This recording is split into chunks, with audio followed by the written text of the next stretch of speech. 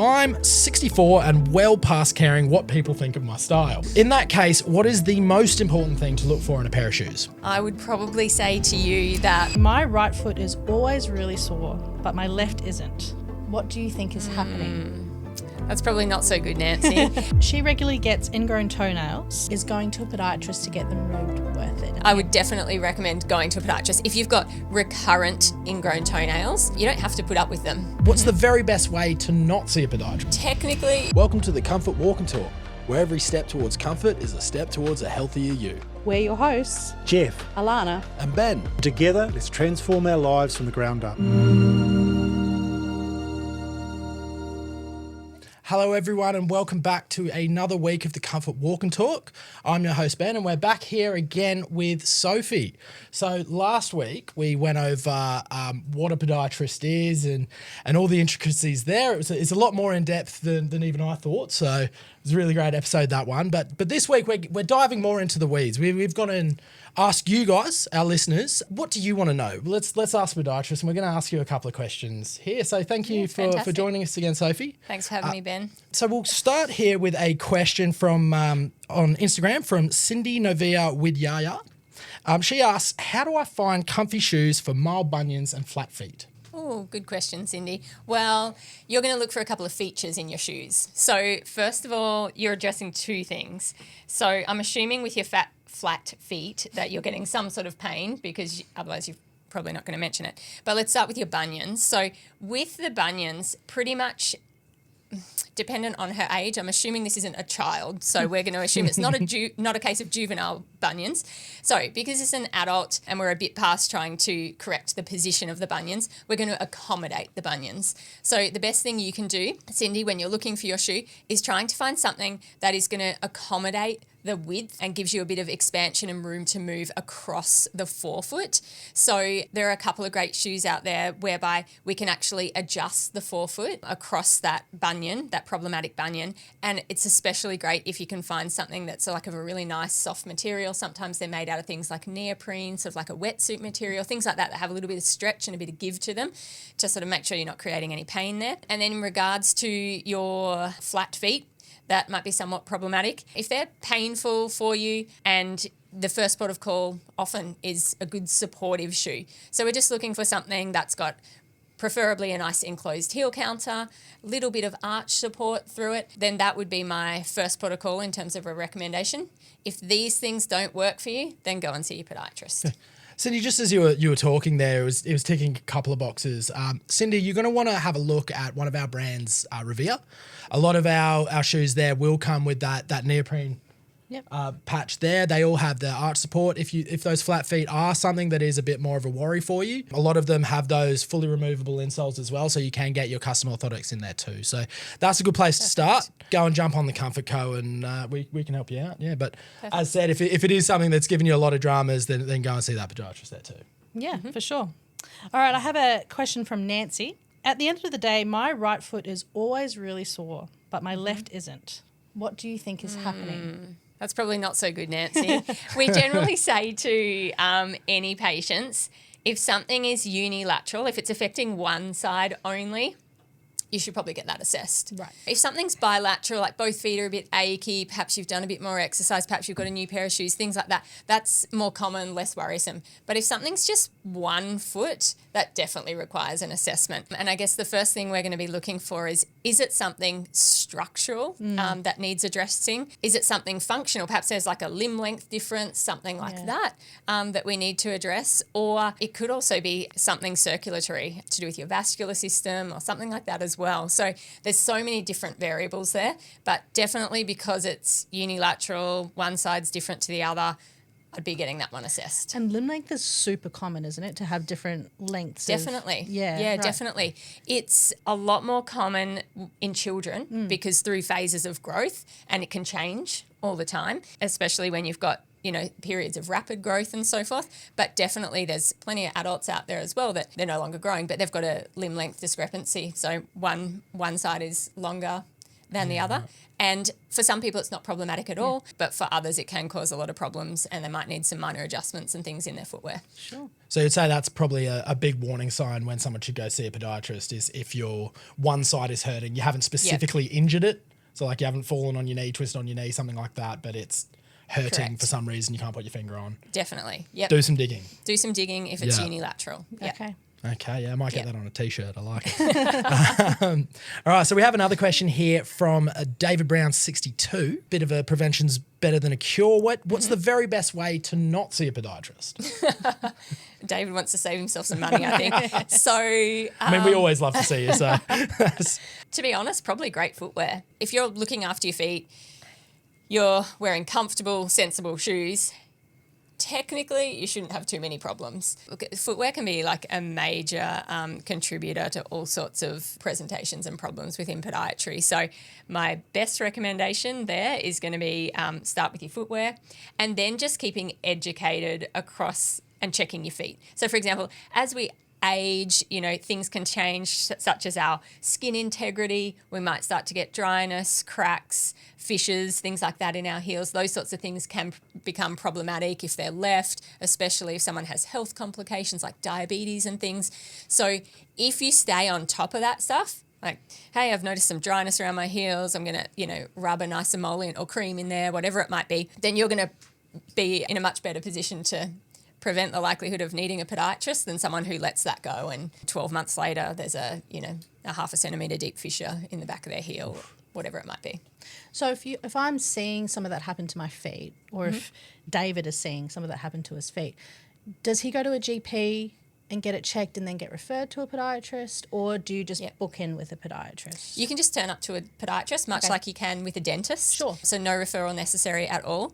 If someone does have some sort of health complications and so forth, such as diabetes, then definitely I'd recommend speak to your doctor first, because your doctor can then put you on certain referral pathways and things like that, whereby Medicare can contribute and assist with some of those visits.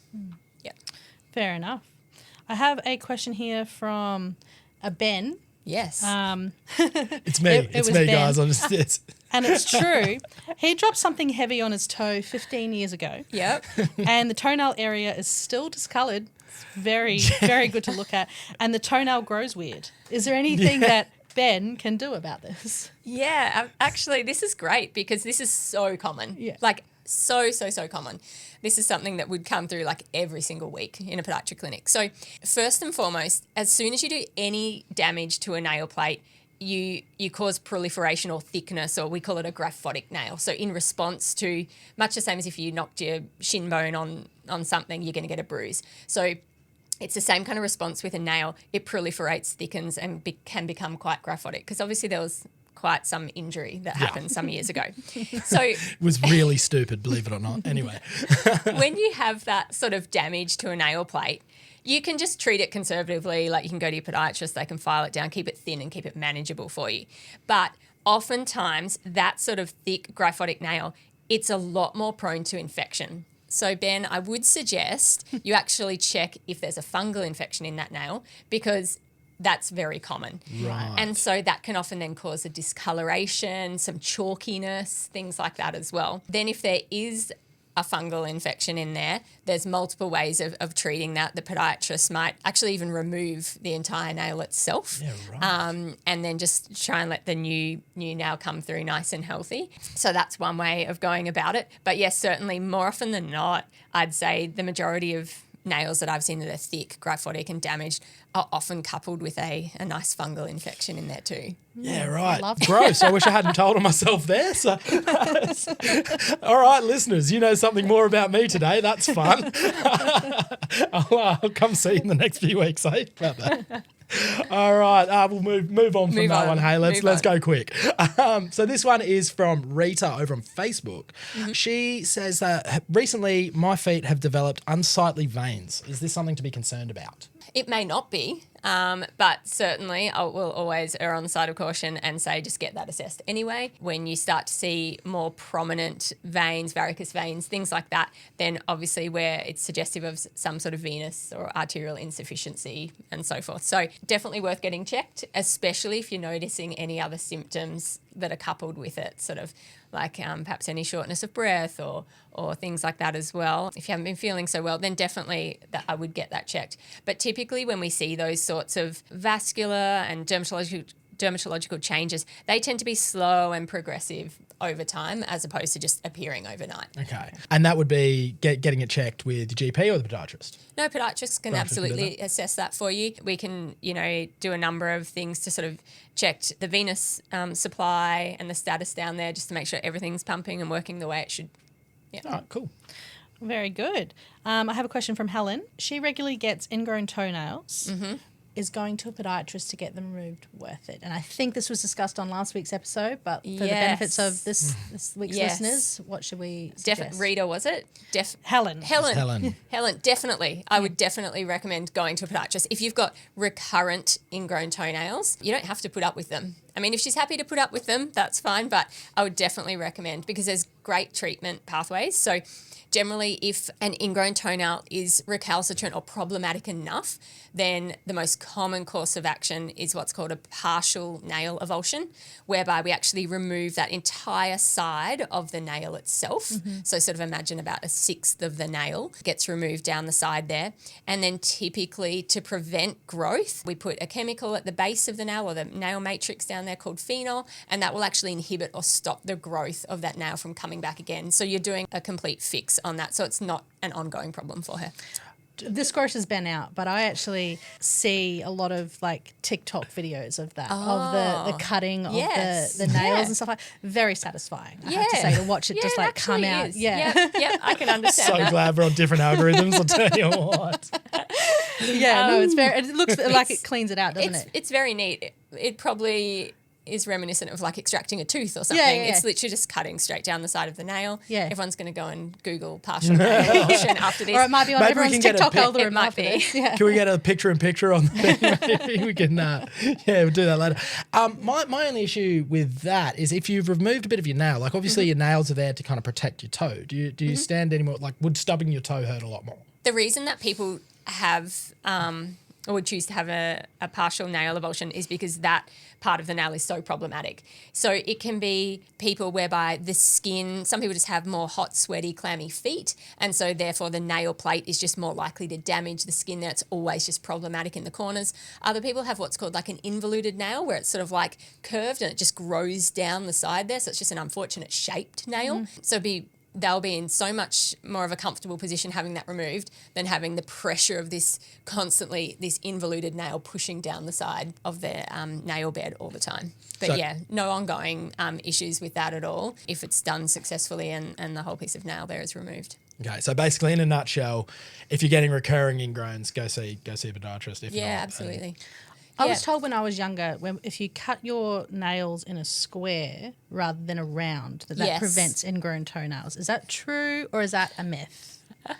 Well, there's a bit of truth to it in that what we're educating people is just don't cut down the sides of your nails. Sure. Because that's all we're essentially doing is we're just trying to tell people avoid cutting down the sides of your nails, because that's when we see all sorts of problems. If they don't have a perfectly clean cut down the side of their nails, then potentially they leave a sharp little spicule, something like that, and as the nail grows up, it's going to hit in that corner and then you've created an ingrown toenail. Yeah. So that's why generally the main course of action or recommendation we make to people is cut straight across. Yeah. So I will tell you, actually, my daughter's 15.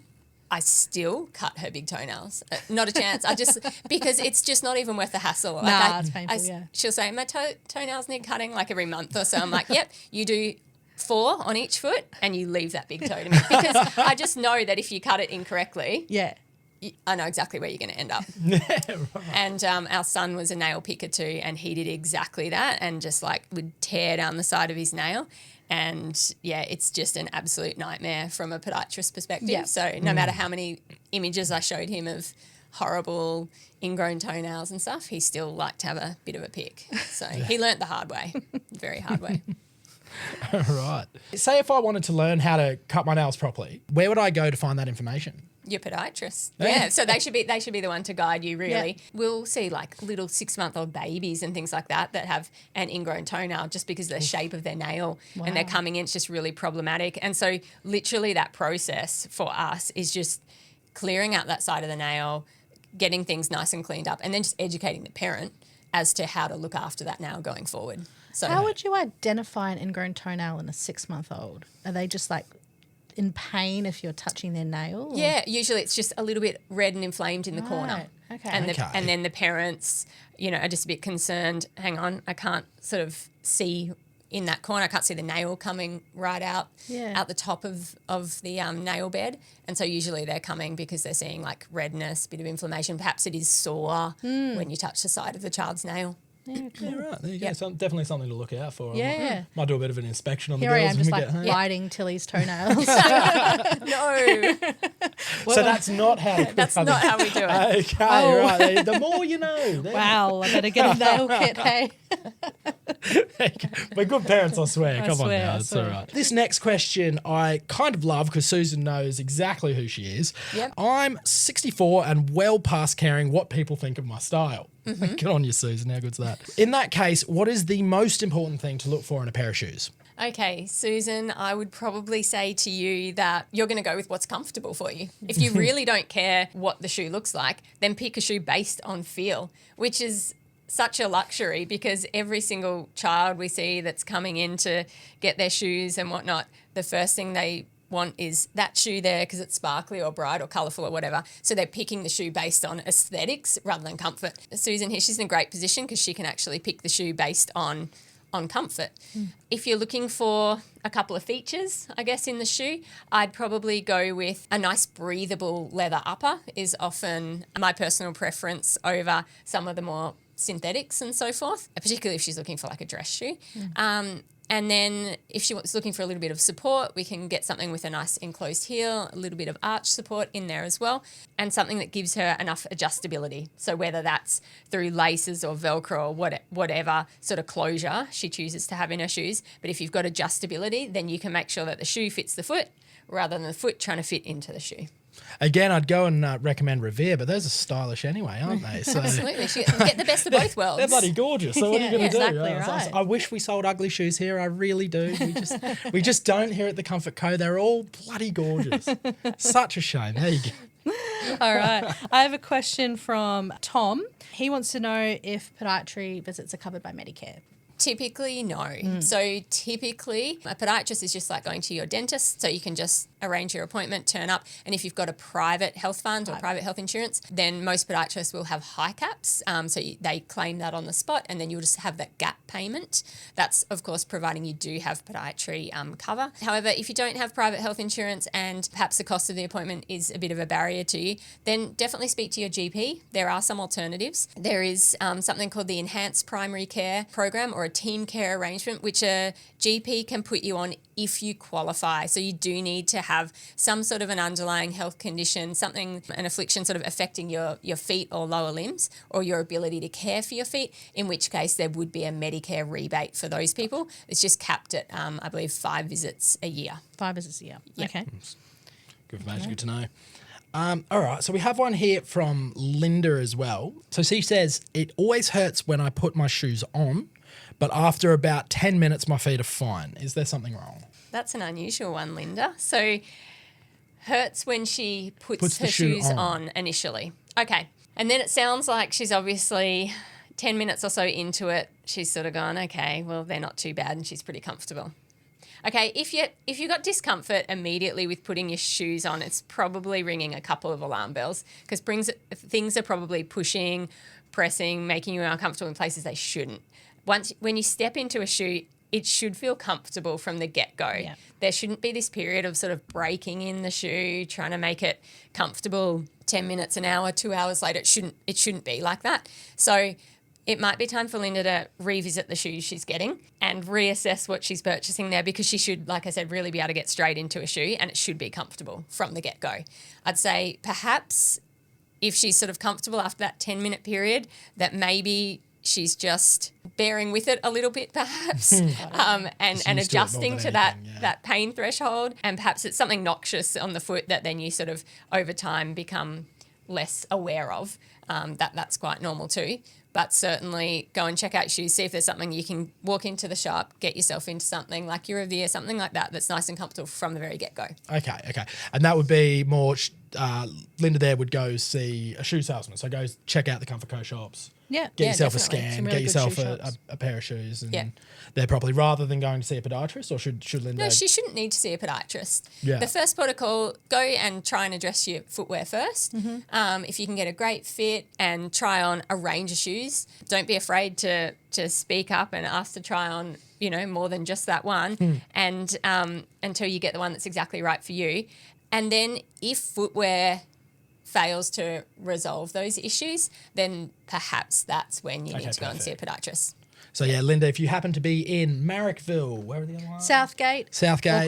Or Greensboro. Go into a Comfort Co shop, get yourself an Atrex foot scan. You'll get yourself incredibly fitting pair of shoes, all the bells and whistles that you're looking Comfort for. straight up. Comfort. From the get-go. Straight out of the box. Perfect. All right, I have a question from Richard. He has been wearing flip-flops for 40 years with no issues. So just your flat flip-flops, I'm guessing. Is it odd that his feet are fine? Well, lucky for Richard, Yeah. I'd say. Good on him. Must be nice. I can't say the same, no. I don't really want to see Richard's feet, but that's incredibly atypical.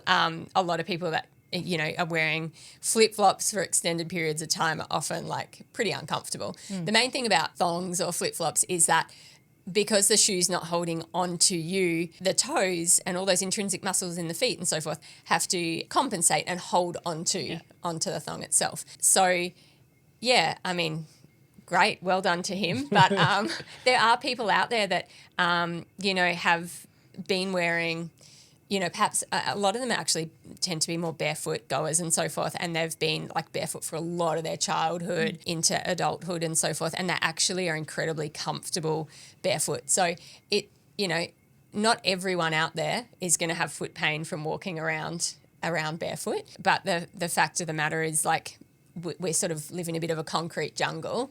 Our feet are designed to bend and move in all sorts of ways over undulating terrain and so forth. We weren't really designed to just walk around on hard concrete floors. So this is why, footwear is so important. Perhaps Richard is out there walking along the beach every day and climbing mountains. I'm not sure. But Richard does sound like a good vibe. on him. If you're listening, Richard, you sound awesome. And there is a big rise in barefoot shoes. So are you saying that they're more suited to if you're out and about in nature, not for inner city walking? Barefoot was intended, I guess, how our foot is intended is to move and in natural motion over undulating and various terrains. So, and this whole notion of barefoot, there was a bit of a push back in, I'd say, the early 2000s, sort of a bit more of a movement into that more barefoot movement or barefoot style shoes or being barefoot altogether. There are some shoes out there that are 100% what you would classify as a barefoot shoe, and they tend to be really flat, low profile, pretty much ostensibly like a sock over the foot. A lot of those people also work on a lot of their intrinsic muscle strength and things like that. So they're creating this incredibly strong platform or, base of support for their limbs. But because the vast majority of people don't really do that, we don't really adapt too well walking around on these hard surfaces all day long without some sort of support, without some sort of shock absorption and so forth underfoot. I'm just curious myself there. So people strengthen up their feet by walking barefoot. Is there anything you can do to strengthen up your feet if you have no intention of doing that? There's actually a few people out there that do a lot of strength and conditioning of the feet themselves. Yeah, right. And you should see some of the, I'm sure this is another one probably you'll find on TikTok too, but some of the bulk that these people have produced in their little intrinsic foot muscles, between all the long bones of their feet, and you can see these muscles just bulging out. They literally do strengthening exercises with resistance over roller foams, on the floor, clawing, all sorts of different different things to really improve their intrinsic, foot muscle strength. Like foot abs. Yes, like foot abs. It's Oh incredible. my goodness. Yeah, it's I'm actually going a to thing. look that But up. I don't know how many people have the time for this in their day. But It's the I'd rather difference- get real abs. I don't yes, know. It's the difference between swole feet and swollen feet. Yes, that's it. Yes. That's what you want. All right. Last but not least, here we have a question from John. He wants to know, what age should you start wearing orthotics? I don't think there's an age as to when you should wear orthotics. I think it's more so, is there a need for orthotics? Right. And that can be childhood, can be teen, can be adult onset. It's really when there is some sort of a symptomology, a presentation, something that is painful, something that's causing concern that would warrant an orthotic. So there's certainly not an age. It's pretty much from the moment you're walking. So as soon as a child is up and weight bearing, that child could potentially be in orthotics. It's very unlikely, but anyone that is weight bearing, anyone that's walking, can end up in a pair of orthotics. And so really, you would only go and get something assessed if there's cause or concern for it, and then as a result, are those orthotics going to address that cause or concern? There is kind of, your prevention's better than a cure sort of thing. So you're off the rack orthotics as well. Would there be, say on my 30th birthday, that's a good present to kind of get me is a pair of orthotics. Getting on a bit. Well, there's a bit of a difference between your fully customized orthotic, and then your inner sole off the shelf sort of orthotic. So a fully customized orthotic is designed to control the foot in multiple planes. It's controlling the rear foot, forefoot, and midfoot, and we're getting a lot of control over those 30+ joints, the 100+ muscles, tendons, ligaments, and so forth. So functionally, we're trying to change what the foot is doing and how it moves. The off-the-shelf sorts of orthotics generally just tend to offer a bit of arch support, and what you're doing there is more just redistributing your weight and the pressure underfoot. So if you have some issues with peak pressures, being exceptionally high at the rear foot, the forefoot, or the lateral border of the foot, something like that, then certainly that can provide a lot of relief for you. And I do think there's no harm at all if you're just getting a little bit of mild discomfort to start with something that's off the shelf. That will be a whole lot more economical. And certainly it's a good starting point. And then if you find, this isn't really addressing or really helping too much, then you might end up with a podiatrist, but nothing's been lost. Yeah. I mean, these days it's my first port of call. If I buy a pair of shoes, not from us, and they don't have the cushioning, the arch support, and all the features that we have in our shoes, I'll always get a pair of orthotics off the shelf, just smack them right in straight away, and kind of convert a garbage shoe that looks all right into something more comfortable. Something that's doing me a bit of good. So, yeah. Definitely. All right. Well, that's all we have from you guys today. To the listeners out there, if you have any questions, feel free to DM us at the Comfort Co. We're sure to get Sophie back. We love her around here. I'll be happy to help. We'll be happy to answer any questions you have. Our customer service team, very knowledgeable about that sort of thing as well. So we'll be happy to help you out. If you need any shoe recommendations, we can point you in the right direction. We know what we're talking about here. So yeah, pretty good. But thanks, Ben. All that being said, thank you very much, Sophie. Thanks for joining us again. And thank you, listeners. We'll see you next week. All right. Thank you. Thank you for joining us on the Comfort Walk and Talk by the Comfort Co. If you like this episode and you got something out of it, we would love your support with a 5-star review on Apple Podcasts and Spotify. Don't forget to subscribe on your favourite channels and never miss a step on your journey to comfort. Please follow us for more insights and updates on the Comfort Co social media channels. Until the next episode, see you later.